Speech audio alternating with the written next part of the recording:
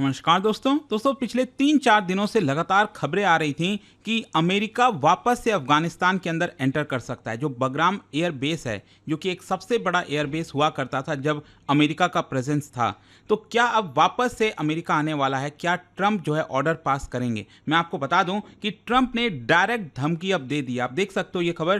Trump says bad things will happen if Afghanistan does not return Bagram airbase. इसको थोड़ा सा detail में समझने की जरूरत है कि आखिरकार मामला क्या है, क्योंकि आपको याद होगा 2021 में जो है यूएस को अफगानिस्तान छोड़कर भागना पड़ा क्योंकि तालिबान ने पूरी तरह से टेक ओवर कर लिया था। तो वापस से अब अमेरिका क्यों एंटर करना चाहता है, मेन मोटिव क्या हो सकता है, वो सब कुछ मैं डिस्कस करूंगा। चलिए आगे बढ़ते हैं, लेकिन उससे पहले आप सबको बता दूं, आप में से जो भी लोग यूपीएससी की तैयारी कर रहे हैं, स्पेशली 2026, 27, 28 किसी भी साल का अगर आप बैच लेना चाहते हो, सभी के लिंक कमेंट सेक्शन में दिए हुए हैं। यूज करना है आपको ये कोड अंकित लाइव मैक्सिमम डिस्काउंट के लिए, और ये फोन नंबर है, यहाँ पर आप कॉल कर सकते हैं। मेरी टीम आपको अच्छे से गाइड कर देगी। चलिए शुरुआत करते हैं। सबसे पहले यहां पर स्टेटमेंट देखते हैं कि एग्जैक्टली डोनाल्ड ट्रंप ने क्या कहा है। डोनाल्ड ट्रंप ने यहां पर डिक्लेयर कर दिया, if Afghanistan doesn't give Bagram air base back to those that built it. मतलब ट्रंप ये सजेस्ट कर रहे हैं कि देखो, ये जो पूरा बगराम एयर बेस था अफगानिस्तान में, वो हमने बनाया है। जो हमारा पूरा शासन था 20 साल का, तो उसके दौरान हमने यहां पर इसको बिल्ड किया है, और इसी की वजह से यूनाइटेड स्टेट्स ऑफ अमेरिका इसका असली हकदार है। एंड इसी की वजह से अगर आप ये रिटर्न नहीं करोगे, then bad things are going to happen. मतलब ये ओपन थ्रेट देने की बात कही जा रही है। इसके साथ साथ इसके अलावा जब ट्रंप से ये समझने की कोशिश की गई कि क्या अमेरिका अपने आर्मी को भेजेगा, ट्रूप्स को भेजेगा अफगानिस्तान में, तो देखिए उन्होंने उसको रिजेक्ट नहीं किया। उन्होंने कहा we won't talk about that. तो एक प्रकार से आप समझिए कहीं ना कहीं समय इंटेंशन दिख रही है ट्रंप की। अब देखो, वो ट्रंप है, वो कुछ भी कर सकते हैं, किसी को कुछ पता नहीं, लेकिन कहीं ना कहीं वो अपने स्टेटमेंट्स के थ्रू बताना चाह रहे हैं कि अमेरिका का प्रेजेंस अफगानिस्तान में होना चाहिए। ऑल्दो यहाँ पर जो तालिबान और जो अफगानिस्तान की अथॉरिटीज़ हैं, उन्होंने इसको रिजेक्ट किया है, वो मैं आपसे आगे बताऊंगा। लेकिन पहला क्वेश्चन तो अब ये आता है कि बगराम का इतना इंपॉर्टेंस क्यों है, ये है क्या एग्जैक्टली बगराम। देखो, इसकी पहले आपको ज्योग्राफिकल लोकेशन समझनी पड़ेगी। ये मिलेगा आपको अफगानिस्तान के परवान प्रोविंस में। मैं आपको थोड़ा सा दिखाता हूँ। ये आप देख सकते हो, ये अफगानिस्तान हो गया, लैंड लॉक्ड है, आप जैसा कि सब जानते हैं। यहाँ पर पाकिस्तान है, भारत हो गया, तजिकिस्तान है। यहाँ पर अगर आप देखेंगे वखान कॉरिडोर, आप सब को पता होगा, और यहाँ पर छोटा सा जो एरिया है वो आपका चाइना के बॉर्डर के साथ मिलता है। तो यहाँ पर आप देख सकते हैं अफगानिस्तान की जो कैपिटल है काबुल, इसके जस्ट ऊपर में ही यहाँ पर बगराम एयरबेस है। इनफैक्ट अगर आपको दिखाता हूँ, ये आप देख सकते हो, ये रहा काबुल, और उसके जस्ट नदन साइड में कुछ ही किलोमीटर दूर जो है बगराम एयरबेस देखने को मिलता है, जो कि जब तक यूएस का प्रेजेंस था 2001 से लेकर 2021 के बीच में, ये अमेरिका का सबसे बड़ा बेस हुआ करता था अफगानिस्तान के अंदर। और इसके काफ़ी सारे यूज आते थे, जैसे लॉजिस्टिक्स हब्स की तरह था, long runway for heavy lift aircraft. Again आपको थोड़ा सा पिक्चर दिखाता हूँ, एंड काफ़ी ब्यूटीफुल इसको बोला जाता है। पूरा जो एयर बेस है चारों तरफ पहाड़ से घिरा हुआ है, जैसा कि आप देख सकते हो। तो काफ़ी बड़ा इसका रनवे भी था, जिसकी वजह से जो हैवी लिफ्ट एयरक्राफ्ट है वो वहाँ पर आ सकते थे। स्टोरेज डिपो हो गया, डिटेंशन एंड इंटेलिजेंस फैसिलिटीज हो गई, वो सब कुछ आपको वहाँ पर देखने को मिलती थी। तो ट्रंप ने बेसिकली इसका जो इंपॉर्टेंस है उसको ये कहा है कि देखो, ये जियो पॉलिटिकल टर्म में काफ़ी इंपॉर्टेंट हो जाता है, स्पेशली अगर आप इसकी प्रॉक्सिमिटी देखोगे, चाइना के काफ़ी नज़दीक है, तो कहीं ना कहीं आपको इससे लिंक करके देखना पड़ेगा। फिर इसके साथ साथ जो एनालिस्ट है उनका ये भी कहना है कि अगर अमेरिका बगराम पर वापस आता है, उसको कंट्रोल करता है, तो इसकी वजह से अमेरिका एक अपना पावर को प्रोजेक्ट करना हुआ ना इस पूरे रीजन में, वो करने की कोशिश कर सकता है, पूरे सेंट्रल एशिया में, साउथ एशिया में, अफगानिस्तान के अंदर। लेकिन क्वेश्चन तो यही आता है कि इसका मेन मोटिव क्या हो सकता है। देखो, 2-3 इंपॉर्टेंट चीजें हैं कि यहाँ पर डोनाल्ड ट्रंप क्यों बगराम को वापस ले सकते हैं। सबसे पहला है चाइना फैक्टर, क्योंकि चाइना और अमेरिका के बीच में लगातार कुछ ना कुछ इशूज चलते रहते हैं। तो ट्रंप कहीं ना कहीं एम्फसाइज करना चाहेंगे बगराम को लेकर कि देखो, हम चाइना के नजदीक हैं, चाइना के ऊपर लगातार प्रेशर बनाने की कोशिश करते रहेंगे। तो एक मोटिव ये बताया जा रहा है कि एक प्रकार से अफगानिस्तान में जाकर चाइना का जो आउटपोस्ट है, वहां पर जो भी कुछ है, उसको काउंटर करने की कोशिश करना। दूसरा है आपका काउंटर टेररिज्म हब। अब एक रीजन ये हो सकता है कि अमेरिका ये बोले कि जो आईसिस का प्रेजेंस है, अलकायदा हो गया, बाकी की जो एक्सट्रीमिस्ट ग्रुप हैं अभी भी जो प्रेजेंस हैं अफगानिस्तान के अंदर, उसके खिलाफ हमें लड़ना है, तो मे बी वो बहाना दे सकता है अमेरिका। तीसरा यहाँ पर रीजनल लिवरेज। देखो अगर बगराम पर कंट्रोल आ जाता है अमेरिका का, तो वो लिवरेज ले लेगा किस पर? पाकिस्तान, ईरान, सेंट्रल एशिया, इन सब देशों के ऊपर। तो ये कुछ चीजें आपको समझ में आनी चाहिए। खैर यहां पर अब क्वेश्चन ये है कि अगर अमेरिका बगराम लेने की कोशिश करता है तो यहां पर क्या क्या किया जा सकता है। सबसे पहला है मिलिट्री स्केल पर एक्शन लेना। जाहिर सी बात है बगराम को लेना आसान नहीं होगा, लेकिन ऐसा भी नहीं है कि अमेरिका ले नहीं सकता। अमेरिका के पास अच्छा खासा मिलिट्री पावर है, वो आसानी से जो है तालिबान को साइडलाइन कर सकता है।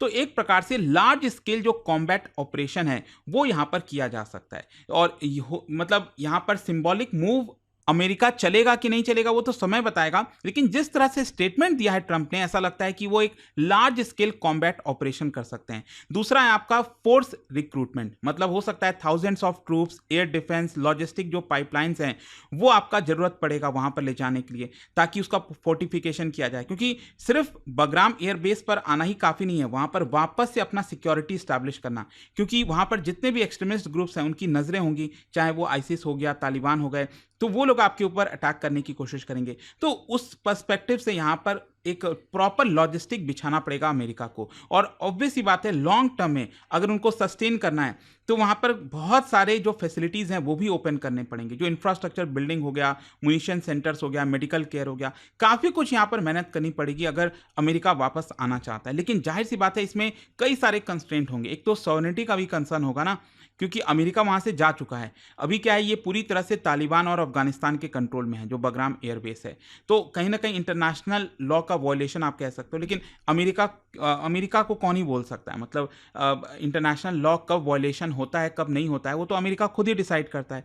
खैर जो भी है, ग्लोबल रिपरकशन हो सकता है कहीं ना कहीं इसकी वजह से। यहाँ पर एक प्रकार से सेल्फ डिफेंस का बहाना दे सकता है अमेरिका। लेकिन जाहिर सी बात है बाकी देशों को तो पता ही होगा ना कि क्या मेन मोटिव है अमेरिका का। और रीजनल कॉपरेशन, देखो क्या है ना कि अगर मान लो बगराम में आता भी है अमेरिका, तो यहां पर क्या है, जाहिर सी बात है जो फ्लाइट्स वगैरह हैं वो ईरान के थ्रू वो ले जा नहीं सकता, इनके एयर स्पेस का इस्तेमाल नहीं कर सकता। तो या तो जो सेंट्रल एशिया उसकी मदद लेनी पड़ेगी, या तो पाकिस्तान की वापस से मदद लेनी पड़ेगी। एंड जस्ट इमेजिन, पाकिस्तान हमेशा क्या कहता है कि क्योंकि अफगानिस्तान में हम अमेरिका के लिए लड़ रहे थे, इसी की वजह से यहां पर आज के डेट में जो टेररिज्म है वो पाकिस्तान को देखना पड़ रहा है, इतने बॉम्ब ब्लास्ट वगैरह जो हो रहे हैं।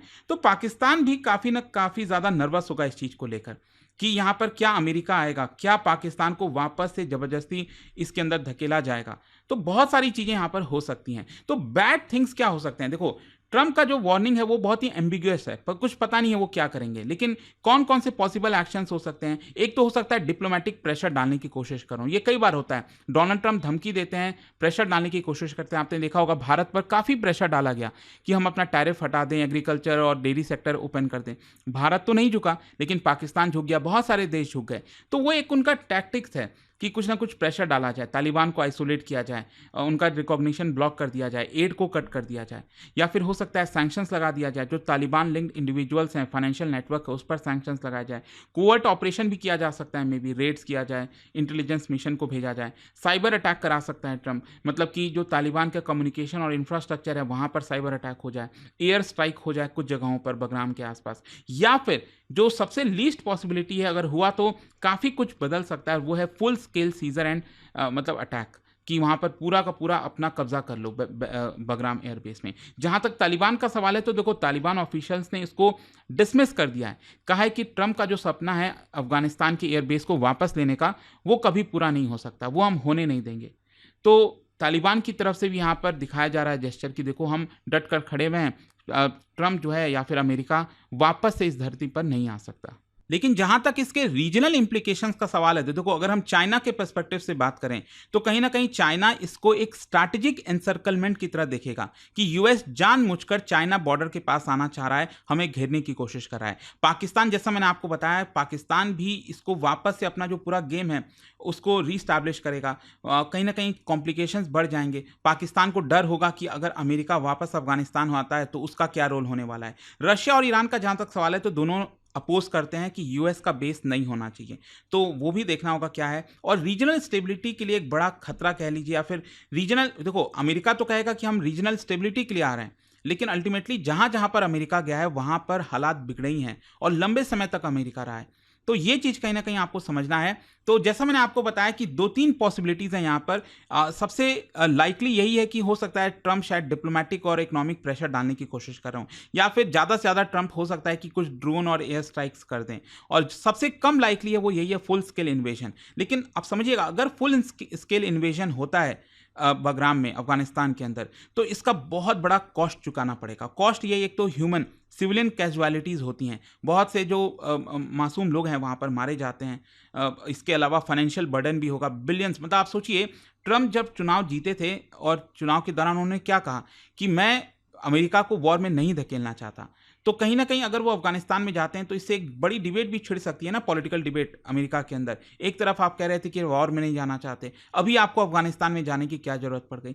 तो ओवरऑल देखो, कंक्लूजन यही निकलता है कि ट्रंप का ये जो थ्रेट है वो डेफिनेट सी बात है, अलार्म रेस करता है, लेकिन काफ़ी वेग है कि एग्जैक्टली ट्रंप क्या करेंगे नहीं पता। नियर टर्म में हो सकता है कि शायद आइसोलेट करने की कोशिश कर रहे हो, लेकिन आगे थोड़ा थोड़ा हमें देखना होगा कि क्या होता है। जैसे फॉर एग्जांपल, यूएस क्या तालिबान के ऊपर प्रेशर डालता है, सैंक्शंस लगाता है, या फिर कुछ साइन ऐसे आ सकते हैं कि अफगानिस्तान के आसपास के जो यूएस के एयर बेसेस हैं वहां पर रीडिप्लॉयमेंट होता है कि नहीं, क्योंकि वहीं से अल्टीमेटली अफगानिस्तान में लोग भेजे जाएंगे। और तालिबान जो है क्या बैक चैनल के थ्रू अमेरिका के साथ कोई निगोशिएशंस कर पाता है, नहीं कर पाता है, समय बताएगा। बट आई होप कि ये जो लेटेस्ट थ्रेट आया था ट्रंप की तरफ से वो आपको अच्छे से समझ में आ गया होगा। और जाने से पहले एक बहुत ही इंटरेस्टिंग क्वेश्चन, क्या आप बता सकते हो इनमें से कौन कौन से माउंटेन रेंजेस ऐसे हैं जो अफगानिस्तान में पाए जाते हैं? आपको बताना है। इसका राइट आंसर आप सब जानते हैं, मेरे इंस्टाग्राम पर तो मिलेगा ही, वहां पर अगर आप नहीं हो कोई बात नहीं, टेलीग्राम से ले सकते हैं इसका सही उत्तर। और जैसा मैंने आपको बताया, अगर आप यूपीएससी की तैयारी कर रहे हैं, कोई भी बैच चाहते हैं, स्पेशली 2027 वाला बैच